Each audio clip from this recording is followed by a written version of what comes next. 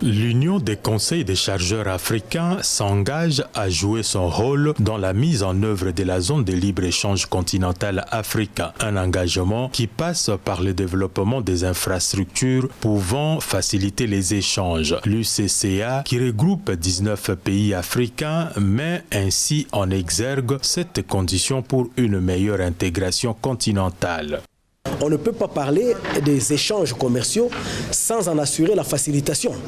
Et donc, comme nous sommes dans le domaine de la facilitation du commerce et du transport, nous sommes mutuellement encouragés à pouvoir, chacun dans son pays, développer des plateformes logistiques qui puissent faciliter les échanges commerciaux.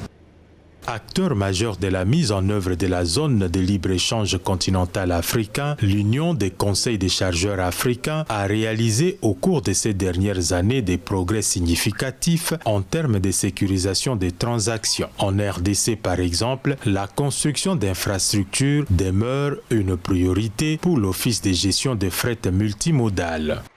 Nous caressons un rêve, le rêve de construire une plateforme gigantesque et efficiente au niveau de Kasumbalesa, à la frontière entre la République démocratique du Congo et la Zambie.